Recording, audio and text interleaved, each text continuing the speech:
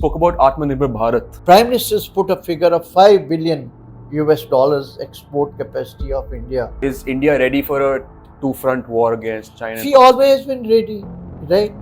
We've always been ready for two-front war. What happened in Kargil was a two-front war, right? What is one learning for India that we need to work on? Everywhere you're vulnerable to Chinese cyber attack and its kinetic attacks by virtue of the range of its missiles. Now these missiles can be directed against operational energy centers of India. Now this was manifest in Ukraine. This is manifest in Gaza. This could be manifest even in Pakistan. In the realm of national security, strategic thinkers are always the third line of defense after diplomacy and the military. These strategic thinkers are born in institutions such as think tanks. One such think tank is the Union Service Institution of India, and I had the opportunity to interview DG USI, Major Gen BK Sharma, who brings with him a wealth of experience and insights in the subject of national security. We speak on diverse subjects such as how India can improve its military capabilities, its military decision making, and how policies can help us attain our vision of Exit India 2047. Stay tuned for my conversation with Major General BK Sharma.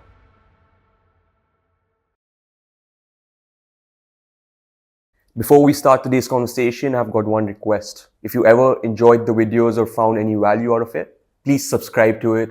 It really helps us as a channel to improve our content and bring better guests. Thank you again and enjoy the rest of the video. To begin with, I would like to understand from you the role of USI in national security. You see, United Service Institution of India is 155 years old think tank. The very evolution of India's strategic thought is synonymous with the growth of USI. Right. We are dealing with multi-domain research, publications, debates, and advocacy to inculcate a better consciousness about international security and national security in the overall backdrop of the geopolitical developments that are taking place in the world. And USI works in 7 key areas. We have the Center for Military History and Conflict Studies. This center presently is involved in the digital archive of all the military heritage of India. Wow. Second thing that we are doing is we provide consultancy for setting up museums, memorials, mobile exhibitions, including in foreign countries, as well as create the military campaign trails, mapping the participation of Indian soldiers in the Second World War. In addition to that, we have a very prestigious project, what you call is Gallantry Award Project, which is part of Prime Minister's Veer Gatha initiative. That means we want to bring the stories of valor and supreme sacrifice in the knowledge of our youth and common public. Then there is another project called Udbhav. This project has been instituted by the Indian Army, wherein we are studying the ancient scriptures and converting the wisdom out of that into the modern strategic vocabulary. In addition to that, we also launched battlefield tourism to take our students, youth, public to the epic battlefields and try and acquaint them with how the battles had unfolded, how they were planned, and how the supreme sacrifices were made. So this in a nutshell is what Center for Military History and Conflict Studies does. Right. That the second very important and unique center that we have is Center for what you call Strategic Studies and Simulation, in which there is a very novel method of strategic analysis, and that's called net assessment methodology, which takes a 360-degree view in a comparative format between us and our competitors. And we use this methodology to do projects for National Security Council Secretariat, for the ministries and for the services.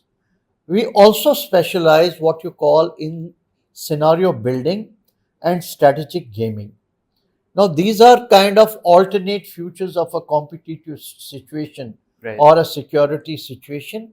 And then we play these games. For example, we are playing these games for the National Defense College, for the National Command Authority, for the war colleges, and we had even done one such event for the Quad countries under the aegis of National Investigation Agency. Other things that this center is actually doing is doing a lot of research projects where officers come on sabbatical from Army, Navy, Air Force, and they do 2 years of study here, and then after the study, the single author books are published. Another center that we've set up here is Center for Atmanirbhar Bharat.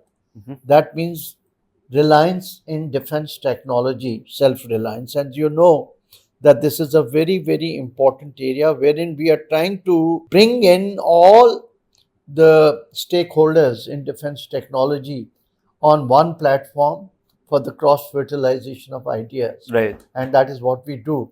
And there are two centers which are located in USI. One is USI Cyber Center of Excellence, and second center is India Space Association. And we have the MOU, Memorandum of Understanding, with this so that we can promote interest in the area of cyber security and space security. Right. We also have a Center for UN Peacekeeping, wherein we do events, international events, and undertake a lot of publications. What reforms are we needed for making our UN peacekeeping operation far more better? Because now the very nature and the character of warfare and the conflicts is changing. Right. And the old paradigms may no more hold good for the UN peacekeeping. Wow. So we are doing a lot of research on that. Then we have, since 1957, center set up for the career progression of military officers, wherein we train them, we give them coaching for sit in the promotion exams and for the competitive exams, that is the Defense Services Staff College. Right. Whereas we have online programs, we have contact programs, and we have also got correspondence courses for them. We have a very vibrant editorial section wherein the flagship publication is the USI Journal, which is being published uninterruptedly since 1871. Wow. And another very premium publication, we have the Strategic Yearbook. Every year we take out this book. In addition to that, we have about 8 single author books being published, a number of monographs, and what you call is occasional papers. USI, in fact, is a unique organization. We have about 15,000 members, and our top management comes from the serving hierarchy from the Army, Navy, Air Force. In addition to that, we have the elected council members, and they are responsible to guide and make policy decisions in regard to the functioning of USI. And we are self-contained campus in respect of catering, lodging, staying, and all kind of state-of-the-art audiovisual facilities. Wow. So it's impressive how a think tank is so, working so hard in trying to get a strategic thought in for the military of a nation. How much importance would you say is it for a nation to have great strategic thinkers? I think everything starts with a visionary leaders, and what is important in the statecraft is the statesmanship. So if your leaders, your strategic leaders are visionaries, they are wise, then they will actually provide a very good roadmap for the growth of the country. Right. And sort of transform that country into a world power. And India has all the ingredients in its DNA to become a major world power. So you spoke about Atmanirbhar Bharat. It's a massive part of the Viksit Bharat, of 100-year plan that India holds of Vision 1947. What is USI's role in that vision, sir? Viksit Bharat 2047 in nutshell is to develop India into a modern and developed economy of about 30 trillion economy by 2047. Right. And Prime Minister Modi has been asserting on taking whole of nation approach to achieve this goal. wherein he says that the decades run up to 2047, what it calls is the Amrit Kal, and he's put a lot of emphasis on the role of youth. He calls them the Amrit Pidi. Right. Right. Now, these are the operative words, and there are certain thrust lines I can, say in terms of achievement of Viksit Bharat. One is infrastructure development. Second is economic transformation of the country. Third is human capital development. Fourth is inclusive social development. Right. Fifth is technological leapfrogging. Sixth is Indian space decade. We've taken a lot of strides in space. And seventh is then Atmanirbhar Bharat. Right. Now, as you know, that one of the critical vulnerability of India was us reliance heavily on foreign countries for technology. From the West. Even now, about 60% of our defense wherewithal comes from Russia. Right. So we had very little R&D and industrial base. So Atmanirbhar Bharat is a very bold and a sort of a path-breaking initiative. Absolutely. To mitigate some of those vulnerabilities. And what it seeks is basically to create an entire ecosystem of R&D, manufacturing, and mass production, not only to meet our internal but also requirements, but also export. Absolutely. And in that, what we seek to achieve is to bring designers, developers, manufacturers, R&D, and different institutions and users, and all on the same platform, in the same ecosystem. Right. And a lot of focus is being given to MSMEs, startups. There are two defense industrial corridors being developed. One is in Chennai, second is in Uttar Pradesh. Besides that, we launched a number of what you call agreements with foreign countries. For example, you have initiative for what you call is the niche and disruptive technologies, emerging technologies with United States of America. Similar agreements are being mooted with other countries. One we're signing with Germany now for construction of manufacturing of submarines in this country. R&D is no more a purview of DRDO.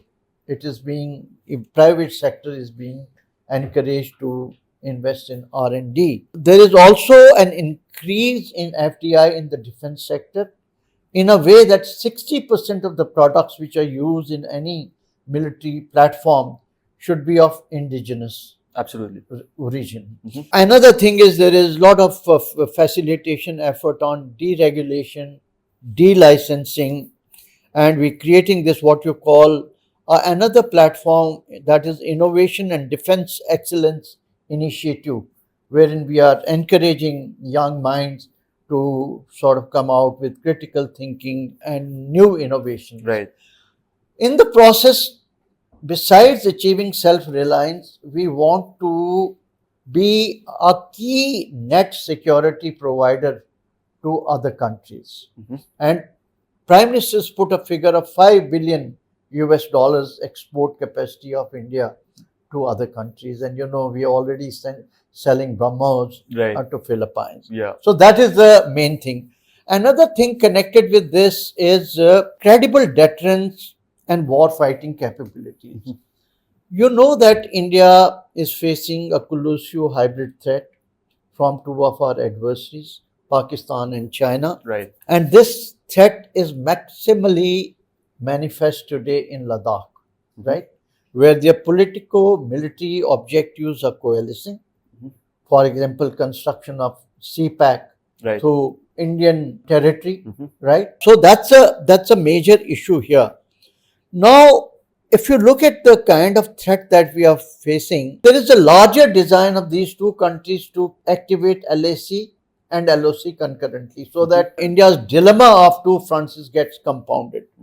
And Pakistan is looking at what you call it full spectrum deterrence. In that full spectrum deterrence, at the lower end, they use cross-border terrorism, then some restructuring of their military forces, so that they can contain or thrust lines or offensive up to a certain spatial threshold. And then, of course, there is the use of tactical nuclear weapons, and then you go up the escalation ladder and full blown kind of a nuclear war or wars under nuclear umbrella. As far as China is concerned, its threat is mostly in the high end. Right. That means in the arena of disruptive technology. And in that, what they want to use two areas of concern for India, three areas of concern for India. One is the rocket force. Rocket force has a multitude of conventional as well as nuclear missiles, right? And they have a tried, well proven triad based capabilities. Now, these missiles can be directed against operational energy centers of India, your logistic nodes, command and control centers, to create a disruption. So that's an area of concern. And the second, what you call, is the information support force, which combines cyber, space, electronic warfare, and what you call influence operations or information operations, all under one umbrella. So these are their capabilities that they can use. What we need to do, that our broad approach to deal with these two countries is, Pakistan is it's an irritant. So we should have a punitive deterrence capability towards Pakistan. That means anytime they do something ugly, bad for us, we must have the capacity to punish them. Right. And that is by using both kinetic and non-kinetic means. Balakot airstrikes is one such examples. Or we can even degrade their, hydel projects, their other, what you call is the strategic assets, in critical infrastructure projects and things like that. As far as China is concerned, we need to understand very clearly what is the strategic capacity gap in the military domain between us and them. Right. And there is huge This in is terms massive. of defense spending and in terms of technology, in the terms of other dimensions of war fighting. And we have to bridge that power asymmetry between the two. And in that, the main focus should be the technology centric transformation of the Indian armed forces. True. That's extremely important. Coupled with that, I mean, it's a subject by itself. We are already working into integrated defense capability plans. But coupled with that is also part of external balancing, when defense diplomacy should play an important role. Absolutely. For example, we have Quad, we have 4 foundational agreements signed with the United States of America. We are doing this Malabar and many other such bilateral and multilateral interoperability exercises. We're doing other trilateral exercises even on our land borders. So these are the methods, ways and means of externally balancing China. But one very important factor of this is how early we are able to achieve objective of theaterization is very important. I think you have a question on theaterization. Yeah. So you very rightly said that deterrence is the best form of defense against our biggest enemies that are our neighbors as well. But what aspect of the internal improvement through our process and systems can we improve? And you rightly said theaterization is one aspect. The whole defense planning process needs to be very agile, and it should be work on fast track basis. For example, your defense spending is still very low. It's just about 1.5%, less than 1.5%. So we have to increase our defense spending all over the world. There's been a spurt in defense spending. If you see the recent CIPRI report, given the magnitude of threats that we face, our defense spending is still not commensurate. It does not commensurate with the kind of capabilities that we need to develop. Another thing is your defense acquisition process. There are so many bureaucratic hurdles still that most of the time we are not able to spend the money. So that's another issue that we need to pay attention. Third is the technology absorption by the defense forces person. Your educational base, your scientific temperament, your professional military education. All this is extremely important. Rest is the self-reliance in your Absolutely. defense production, which I have already spoken The Atmanirbhar Bharat, which is the key to all these problems as Atmanirbhar well. Bharat. And see, the nature of warfare is changing, the character of warfare is changing. Today, it involves politics, economy, diplomacy, informational, military, everything is combined. So, we need to actually have a review of national security architecture first. Right. Are we really geared up? Are we still working in silos? Or is there enough optimum integration and synergy in different instruments of The tri-forces, for instance, as well. and how the civil side is totally integrated, what you call is this civil military fusion. So these are some of the areas of concern.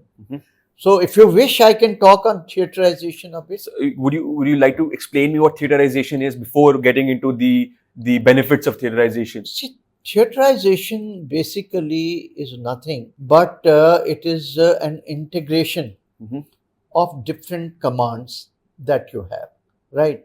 What has happened that if you look at Chinese have 5 theater commands. After the reforms in 2015, they created 5 theater commands. Out of these 5 theater commands, one theater command, that Western theater command, which is partly located in Tibet and partly in Xinjiang, is India centric, right? Yeah. Another theater command is the Southern Theater Command, which will come into play for any Indian Ocean contingency. As against this, we are beset with about 18 commands of the Army, Navy, and Air Force. These are geographically separated and they are digitally not optimally connected. So there's a problem. For example, if you look at China, there are 3 land-based commands which are looking after China border. You have the Northern Command, Ladakh. Yeah. You have the Central Command, which is looking after the central sector, that is Himachal Pradesh and your Uttarakhand. Right. And then you have the Eastern Command, which is taking care of all your northeastern areas, Sikkim onwards, right? Then there are about 2 Air Force commands which are taking care of. To integrate everything, to sort of command, control, communication issues become difficult. So keeping this in mind, the government took this decision to go for that implementation of an overdue theaterization process, wherein they went a step forward and they appointed the CDS. In addition to that, they created Department of Military Affairs, thus segregating the responsibilities within the MOD. And now we are contemplating creating 4 theater commands. What we read from in the open literature, one is J&K command, which will not be disturbed much, but it will be responsible for Jammu and Kashmir and certain areas of maybe Kargil.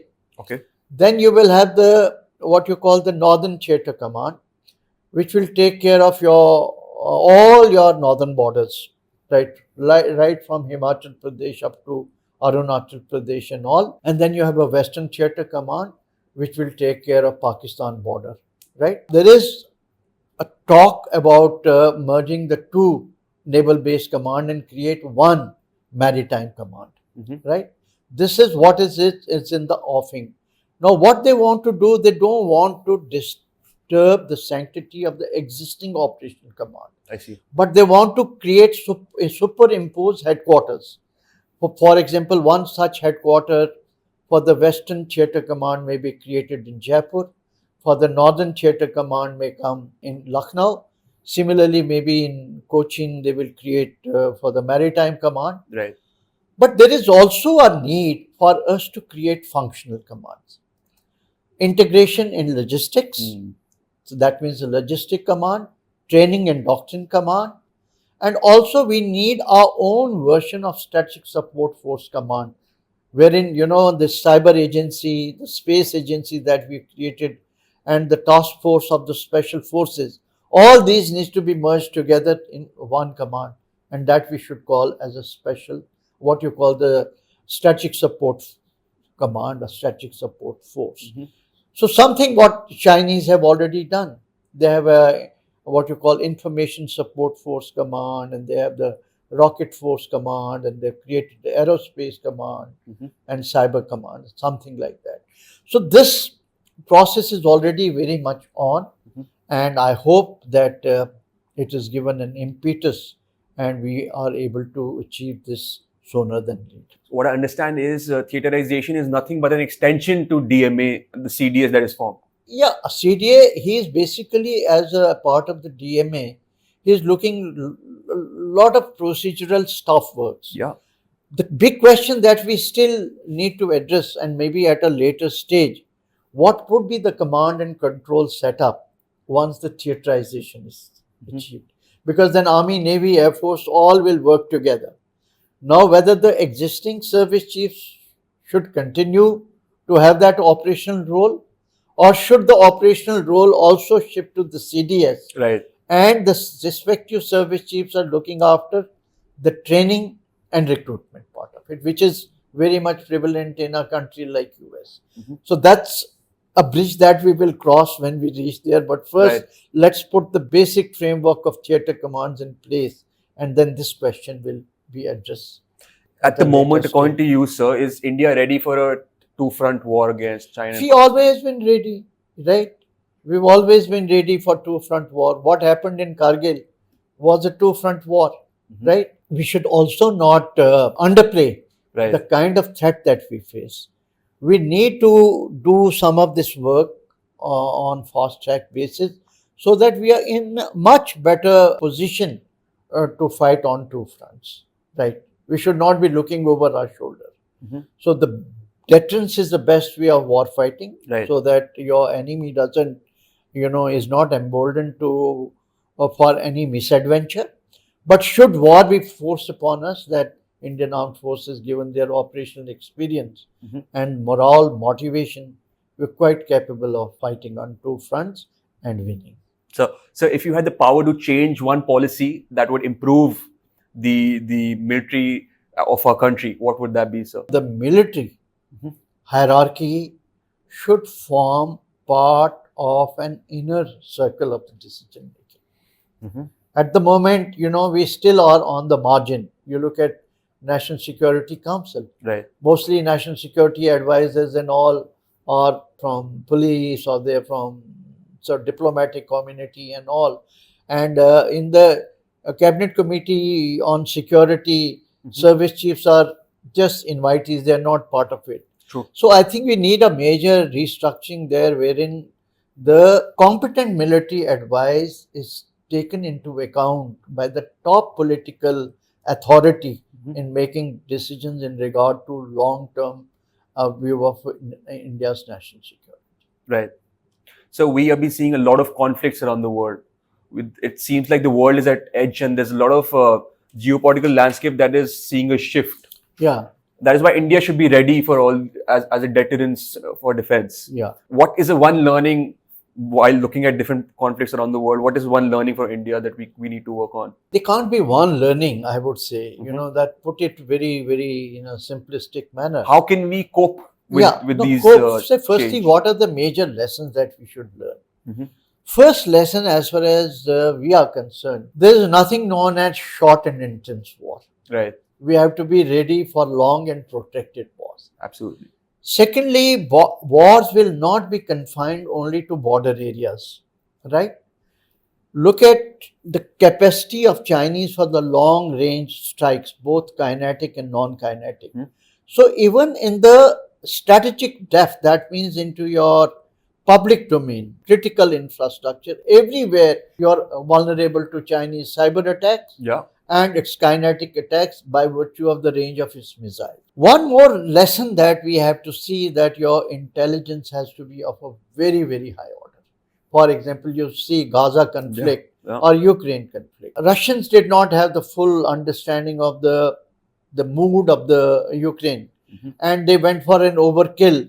And as a result, the war that they thought will come to an end within 3 weeks, now we are into fourth year, right? Same is true about Gaza. They lifted their radars off Gaza. They were more fixated on West Bank and what happened under their nose. So intelligence, surveillance and reconnaissance is extremely important. Then what has happened today, the disruptive technology has made even weaker side extremely lethal. Hmm. You see what has happened, what Ukraine did to Russians. Yeah. How many of their tanks were made casualties and all. And that was because of the low end technology which they had, the drones they could fabricate, the anti tank weapons, javelin missiles, and all. Same is true about Gaza, right? Other thing is the resistance matrix in Indian case, particularly as far as our western border is concerned. And we can draw lessons both from Gaza and from Ukraine. Firstly, the terrain friction is very high. Second, you have built up areas. Right. Third, you have hostile population. Fourth, you have an ecosystem of terrorist networks and non-state actors. Now, this was manifest in Ukraine. This is manifest in Gaza. This could be manifest even in Pakistan. Whole approach, what our military strategy should be, what our doctrines, our concepts, our tactics will need a change. Then role of civil population today. You can't go berserk. There is so much of collateral damage that military will inflict and will create a lot of furor in the international community, human rights and this and that. How do you prevent collateral damage? How do you cope up with humanitarian corridors, with displacement of people? So India is not like other countries that we have an earth-scorch policy. We are very responsible power. Then new weapons that are coming, drones, lethal autonomous weapon systems. These are very important. Then role of non-state actors. You saw the Wagner group. Even Hamas is a non-state actor, so to say, in the war fighting. And of course, strategic communications become very important.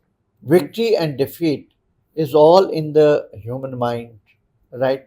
The facts on ground may be different, but the facts that you project to the people, public, is through your social media, through your television, electronic media becomes very important. So we have to learn. Our strategic communication still has certain gray areas. It's not up to the mark. So we have to work into that. And next thing is today wars are not state versus state. There is always an external factor. You look at Ukraine, the whole NATO is galvanized and they ganged up. Similarly, look at war in Gaza. Now, without US support, what will Israel do? So there will always be an external factor and you have to deal with that external factor.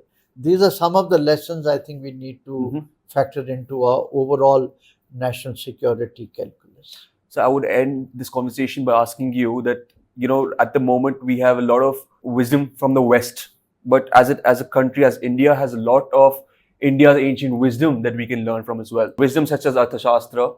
So we are already doing a work, like I've told you, Project Udbhav, which we're doing to study ancient scriptures and convert those into a modern strategic vocabulary. So that work USI is already doing.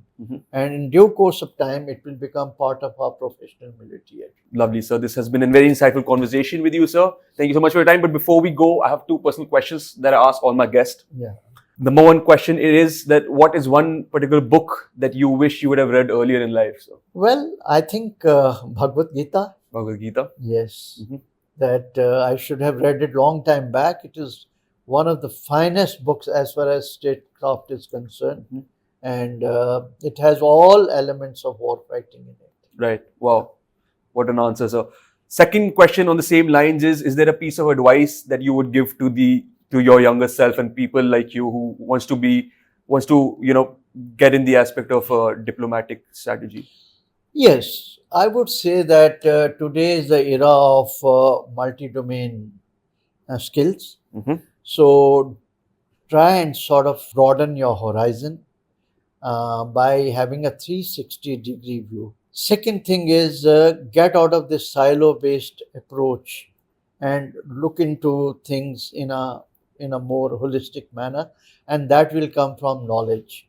By reading books and not this Google search and thing like that. Then never develop mental maps, right? The moment you develop mental maps, you stop growing.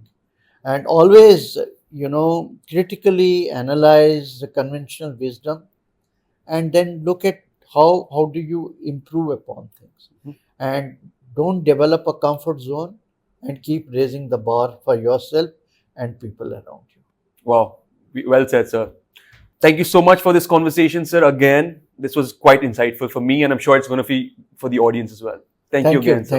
Thank you. If you enjoyed the episode or got some value out of it, make sure to like, share, and subscribe. Until then, keep reimagining yourself and know that the power of change lies within you.